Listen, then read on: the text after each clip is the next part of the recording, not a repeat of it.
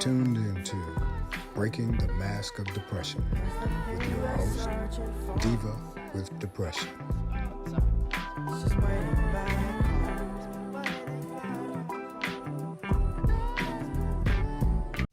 Hey guys, welcome to Breaking the Mask of Depression with me, your hostess, the Diva with Depression. I hope that you are all doing well today, tonight, wherever you're at. The world is kind of crazy as usual. I feel like I've been saying that every day, every week for 2 years, but it doesn't seem to be getting better. So I really do hope that you guys are staying safe in spite of what is going on around us. I don't usually write a script for my episodes. I have, notes and I have an outline, but I don't usually have a script. But this episode is totally unscripted, and it came to me because of a couple of things that have been happening. I know that I've been sharing with you guys every single time that I come to you that my spiral has been a little bit out of control for more than 6 months. I don't remember when it started, but it seems to be rolling and intensifying. And I know that that's hard for some people to hear. It's hard for me to say, but we have to be honest with how we're feeling. And, the more we hold in, the more the illness can grow, and that keeps us hidden away. And those are feel-good things, that people always say. You have to share, you have to be open, and you have to be open to change and, all sorts of other bullshit. And I hate to say bullshit, but when you're in a bad spot, the fluffy comments and the fluffy propaganda, I call it doesn't mean anything, and it can't land where people think it's going to land. What's the saying? It's not giving what it's supposed to give, because I'm in a bad place. And it's hard to pinpoint where things start, because I've been in this darkness for so many years. It feels like all of my life, but of course intensely for the past 16, 17 years. And there's no rhyme or reason to when the monster shows up, or how much damage the monster does when it shows up this intensely. And I can isolate, I can stop talking, I can do nothing, but I don't. I do isolate a little bit, but I still try to keep up with doing the work that I'm doing, the volunteer work that I do, and usually that gives me some peace because I'm helping people. But I want to say in the past 6 months, it's not bringing me any peace. It's actually leaving me a little frustrated, especially when you're talking to people every day and they forget that they are talking to another human being, and they're just not very nice. And being in the state of mind that I am in, when I start to receive feedback like that, it sort of makes me want to shut down. So I will say that in the past month and a half, a few things have happened. I have lost 3 family members, 1 on my mom's side and 2 on my father's side. And, they were elders, in my life. And so, when you get to be 50 plus, losing elders, it's a natural progression of things, I guess. But whenever we lose someone, we sit back and we try to think about what that person meant to you and what that person brought to your life. And all three of those people, especially two of them, brought a significant amount of love and understanding and caring to my life. And they were just amazing women. And so when I got the news about the third passing, I sat back and just, you know, of course shed a tear, but just had this big sigh, because you hate to lose anyone, but especially people that bring joy to the world, bring light to the world, bring understanding to the world. And I lived a life where I didn't always have access to those people, especially when it came to interacting with my father's family. I came to him later, a little later in life, and some of the people in his family accepted me, and some of the people in his family tolerated me. And my aunt that had passed away accepted me, and I'll never forget that. So, of course, then I have to sit back and, start ruminating about my father and where he landed in my life and the things that he's done to me. And then, with another one of the passings, I had to start ruminating about my mother and where she, what she did in my life and the type of person that she is. And, this all just sits and it just sits and it just sits. And it's hard to, I'm not going to say it's hard to move past it, because you can move past it and function and do what you have to do. But forgetting is the tough part. And so, that's the first part. The second part is that I did 2 speaking engagements, and I have done many things for large companies, and for some reason the large companies are the hardest to get payment from. And I'm not rolling in the dough, and I still have yet to receive payment for those speaking engagements. And we're not talking millions of dollars, y'all. Listen, it's not a lot. But I spend my time, I prep, I talk, I get there. Sometimes, even if I'm supposed to speak for 10 minutes, I speak for 15 minutes. I really give it my all, because I feel that I'm helping someone, and you can't shortchange that. But when people don't respect your time and people don't respect your gift, it hurts. And it hurts even more when you already have a problem with respecting your gift and understanding your worth. And so that was another thing that, had me sitting in my feelings, and for about 2 months.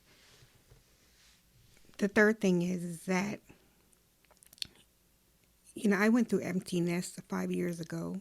When my oldest moved to another state, my youngest went off to college, and it hit me really, really hard, because mom was and still is my best role. I give everything for my kids. And so when they get older and they leave the nest, it's very, very hard to accept that. And so I went through empty nest syndrome, and then I was also grieving the loss of my sister. And so at that time, I had no idea that emptiness was a thing. Well, I mean, I knew it was a thing, but I just didn't know it was a major thing. And then I figured, well, okay, after a year, you sort of move on because you start to get used to it. But that's not true, guys.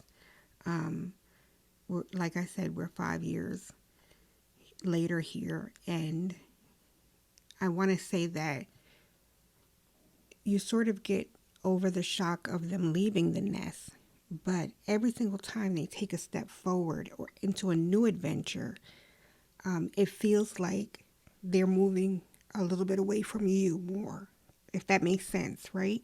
Because even though they live in different states, they're still, that's still part of my everyday.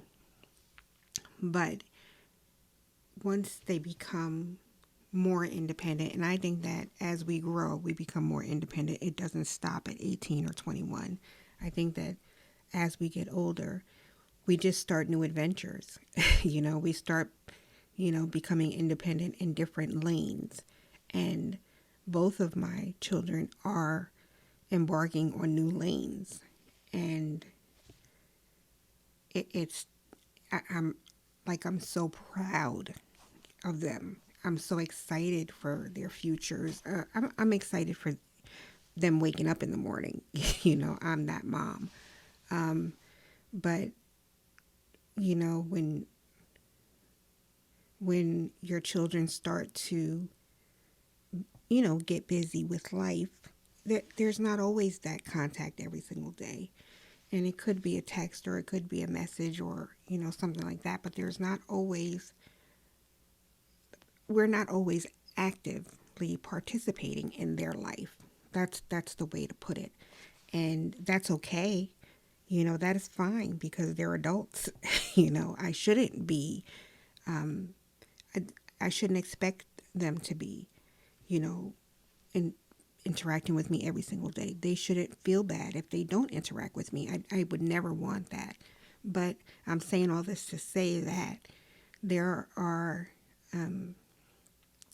bumps in in the empty nest road, and just like grief never ends, these things never end either, because as we get older and older and older, and our children get older and older and older, the roads do start to shift. They do start to separate, and it's always going to be an adjustment, especially if you're someone like me who made mom their role, their life. And there's nothing wrong with that. I will never, ever apologize for that. But sometimes we lose our way, when we lose ourselves. And I lost myself a long time ago. I was excited to have the role of mom because it gave me a purpose. And leading into the next thing, purpose. This platform is my purpose, has been my purpose for the past couple of years. And I love helping people. And I love creating. I love getting on here and sharing resources with you guys and helping anyone that is listening to get to where they need to go for mental wellness. It actually helps me with my mental health. But I started to, get a little miffed, along with the payment thing and the volunteer work.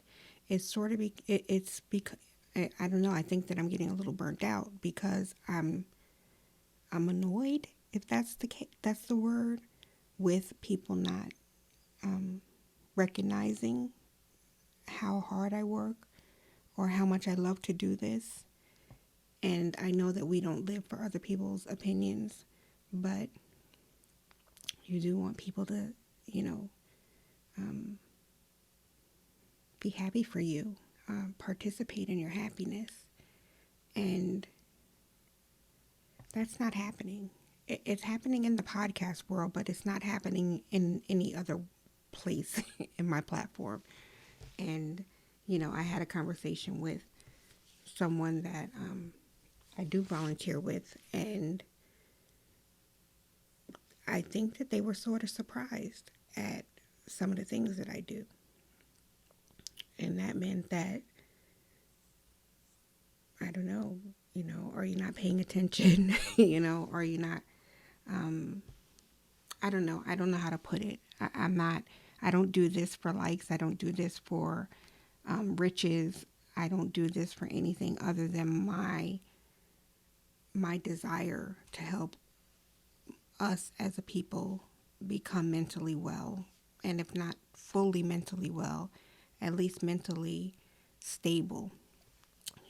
recognizing when we're hurting and how to take a step forward to get rid of some of that hurt. And sometimes it's hard, doing this and not feeling well. And so I think that's, that's how I'm feeling. Lost, disconnected. And I think that it's okay to say that. I wish more people took the time to say that and respected how they were feeling. If they feel like they need to, take a little break, cry a little bit, scream a little bit, curse a little bit. I do all those things. But I'm sharing this because I want you guys to know that it's okay to do that. It's okay to call life out, so to speak, and put life on blast when life isn't lifing, when your life isn't lifing the way you want it to. And the last thing that really started hitting me is a couple of conversations that I've had in the past 2 weeks.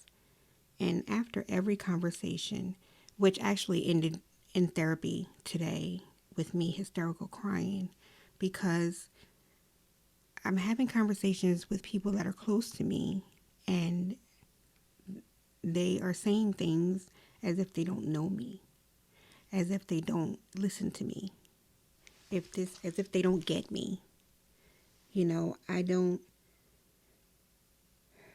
expect people to, understand the deep, dark corners of my mind. But if you are an active participant in my life, I at least expect you to understand, where I'm coming from and sort of not put a spin on how I'm feeling. And as I was telling my therapist about it, she said that sometimes people don't know how to listen to you and not have it make it about them. Or sometimes when the people closest to you hear how hurt you are or how traumatized you are, maybe it bothers them that they couldn't help you. Or maybe their reaction to you is it's them. I mean, of course, we do understand that sometimes it's not about us, but I think it stings a little when those people that are closest to you don't understand who you are, why you are, and what you are, so to speak, because they have a window into your life that millions don't. And I don't think that you have to have a mental illness to understand someone with a mental illness. I think that we can all listen and learn how to treat people that are struggling with whatever in life. If we love them, if we care, if we want to truly help, I think listening and learning and leaping, into understanding how to better understand them, I think it goes a long way. And so when you have someone that is lost in the darkness and feels disconnected and feels detached from life, when you do share something with someone and they totally miss the point, it hurts a lot. And we can't be expected to comfort people when we can't comfort ourselves. We can't be expected to change people when we can't change ourselves. And sometimes it's just too fucking much to have to take care of yourself and then teach people how to take care of you or teach people how to treat you. And I know that that's another piece of propaganda that flows around. You have to teach people how to treat you. It's fucking exhausting. It's so exhausting to teach people just how to, I don't know, how to talk to you, how to love you. And sometimes I don't feel like doing it, you know, and sometimes millions of people don't feel like doing it. And that's part of the reason why we isolate or we don't talk, because you talk and talk sometimes, and if you're not going to be heard, if you're not going to be understood, if no one is going to take the time to really try to understand you, then what the hell is the use of keep saying it, you know? And it's, I'll speak for myself. I constantly feel like it's my fault, you know, that I am the way I am, that I created this monster, that it's my fault that I'm in the darkness. It's my fault that I'm lost. It's my fault that I'm disconnected. And many of us are like that. You know, we can't find the courage to be loud about who really did certain things to us. So we just internalize everything and make everything our fault. And people will strike you and you'll say, "Oh, it's my fault. I triggered them." You know, people will curse you out and, "Oh, it's my fault. I said the wrong thing. I did the wrong thing. I knew that they didn't like it." Sort of, you know, how it's abusive. It's living in abusive situations. You start to take the blame of what your tormentor has done. And so, you know, all of this leaves you lonely and empty and with no answers. And you just get to the point where you just don't want to talk. Like, I haven't even had the desire to go to therapy for the past couple of months. I'm going, you know, because I know that that's something that I need to do to make sure that I at least stay somewhat on the right path. But I just feel like I've been doing therapy. I've been taking medication so many years, and I always end up back here. I don't even think I leave, you know, where I'm at. And that's not a good place to be, because, you know, you need to get help. You need to take your medications if you have to. But it's a struggle to find a reason to keep going through the treatments and the talking and the, you know, the different practices of trying to find yourself and find some mental balance. It's just, it's too much. And so I want to tie this back into this being the last day of Men's Health Awareness Month. I've asked several men on many occasions, friends and family members, to come on since I started the podcast, and they wouldn't. You know, a couple of them said, "Fuck no, I'm not doing that." Because, you know, men are not supposed to be vulnerable. Men are not supposed to share the emotions. And so they turned me down. And, you know, I sent out a couple of emails and, you know, talked to a couple of people this month, because it was really important for me to try to get many men to come on the show during this month and talk about mental illness and mental health. But I get it, you know, I get it. Nobody's listening to them. And so why would they risk their image, I guess, or, you know, reputation or self-esteem to come on here and be vulnerable? And that's what I'm sharing with you when I'm talking to you about what I'm going through. We're tired of, we just we don't want to take the chance of opening up, and people are not understanding. And I hope that the men that came on this month, I hope that they shared enough to help other brothers out there understand that it's not a sign of weakness. You know, we're all struggling with something, and it's not a sign of weakness to say that you're struggling. There are people out there that listen. I had someone post on my TikTok page that women need to mind their damn business and just let men be. What?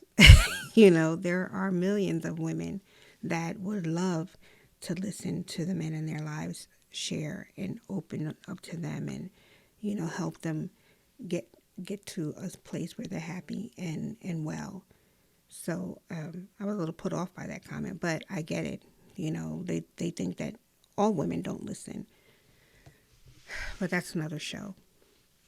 So I want to thank Percy, and I want to thank Butch and Greg for coming on this month and sharing their story, bravely sharing their story. They shared some things that, you know, I don't think everyone knew, and it took a lot of courage to do that. And I love the three of them for supporting me and coming on and sharing. And if you haven't already done so, please go back and listen to those episodes and share them with the men in your life. Hey, share them with men that you don't know.